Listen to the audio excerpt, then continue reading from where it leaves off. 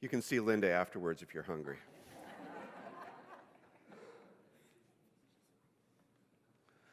When I was a kid, one of my mom's famous home remedies was making us gargle with salt water when we had a sore throat. She would also make us soak our lip in salt water when we had a cold sore. I could never quite understand the science behind it, but what I knew was the worse my sore throat, the more that gargling hurt. I also remember the bag of rock salt that hung around in our basement for those times in the summer when we made homemade ice cream. You see, in my home, salt was not just for flavoring food. So what do you hear when Jesus tells his disciples that they are to be the salt of the earth? What does it mean to be salt? Is it a hard thing, a burden? Do we have to work at it? Is it just one more thing that I have to do to be a good Christian? Well, I think in the first place we can let go of all that. We can hear the words, first of all, as promise. You are the salt of the earth. Not you should be or you ought to be or if you try hard you might be. Jesus says you are the salt of the earth. Jesus blesses us with a high view of ourselves and our capabilities. This is grace at the very beginning, right at the forefront. Confucius said, become what you should be. Jesus said, become what you already are. Jesus wants us to know that we are to be of use to the world. And don't we know that in our bones, that's part of the reason why we're here is to be of good use to the world? We know that we are born to a higher purpose than just taking care of ourselves and our families. A couple of weeks ago, I got an email from someone here at Shepherd of the Bay who is passionate about one of our ministries. And we had had a conversation face-to-face just a few minutes earlier. And what he wrote in the email was, I want to get together again and talk about this because it's something I'm passionate about and I want to make sure that it happens. And it captures the spirit of what I think is inside all of us. It's it. We want to be of use. We want to be used by Jesus to help people and help the world. Now think for a moment of what salt does, what it's used for. It preserves.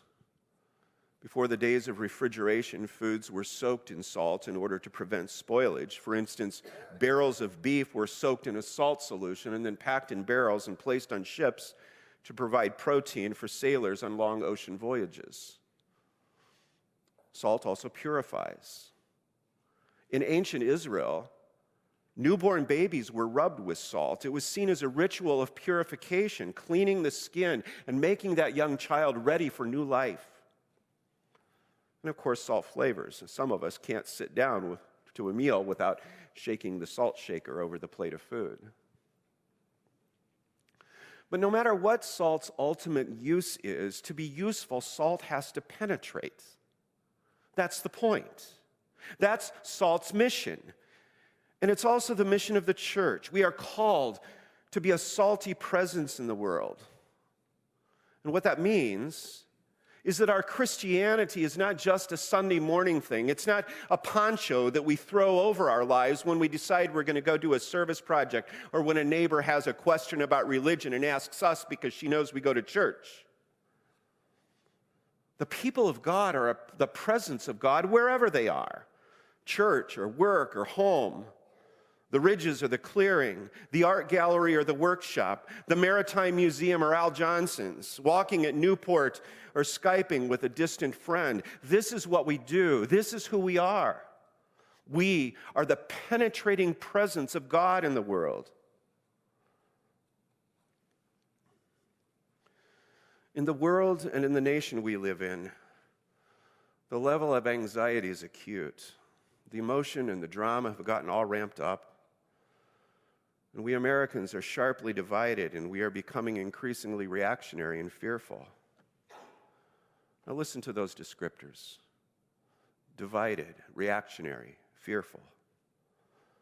Those are not God's intentions for the world. And we are meant to be the presence of God in the places that are divided and reactionary and fearful. We can choose as the people of God to be a hopeful and steady and non-reactive presence. We can communicate both with our lips and with our actions our conviction that God intends a peaceful community that is built on a foundation of justice and righteousness. Jesus goes on to issue a warning. If salt loses its saltiness, it's no longer of any use to anyone, and it deserves to be thrown out. It's a word, I think, that is meant to shake us up, to wake us up. We are not challenged to become salt in our baptism. That's what Jesus has already made us. We are challenged, rather, to stay salty, to keep being what God has already made us to be.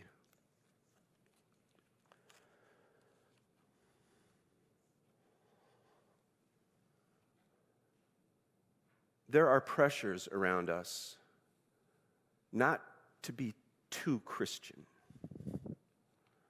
It's okay to be religious in kind of a comfort food sort of way. But the world around us doesn't want to hear that we have ethical responsibilities as Christians. We have a responsibility to care for the neighbor and the stranger. We have a responsibility to live in such a way that fear is dispelled. The world around us doesn't want us talking about our responsibility to each other in this human community, a responsibility that goes beyond those of our own tribe. People of privilege don't want to be reminded that racism is a real thing. The world around us would prefer that we keep our religion purely as a private matter. But dear church, that is not Jesus' vision. It doesn't say you are salt for your living room. It says you are salt for the earth. As Christians in the way of Jesus, we are not allowed to relax about the evil, about what's wrong around us, about what's vicious or unjust in our communities. Sometimes our presence in our community ought to sting a little. Now, I get it. What makes this hard is that when it comes to many social issues, we are not going to agree about what being salt looks like. As I look around this room, we are pretty homogeneous in the color of our skin and our culture and our ethnicity. But we are diverse in our political views. And for that reason, it's just true that we're going to have disagreements about how our mission should be lived out. But still, there are certain things that form the core of our mission in the world, and Isaiah is pretty clear about that this morning.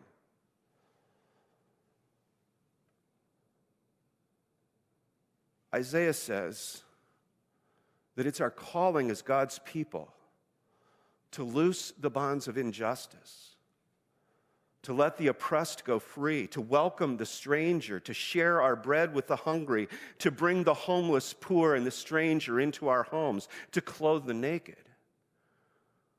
Those are non-negotiables. For us as church, those are the words that shape our calling and our mission.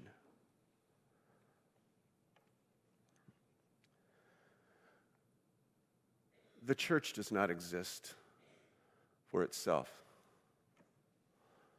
And any of us who call ourselves Christians do not exist for ourselves alone. We are called into relationship with God for the sake of the world. We are blessed to be a blessing. There is such a thing as evil in the world, and our baptismal vows call us to renounce it, to recognize it, to work against it. And there are times to be sensitive and gentle, and there are times to be loud and insistent. God has made us salt for the world. And that, dear church, is a gracious gift. We are to live for others. That's a high calling. And apparently, Jesus thinks we're up to it. So go, dear church, be the salt of the earth.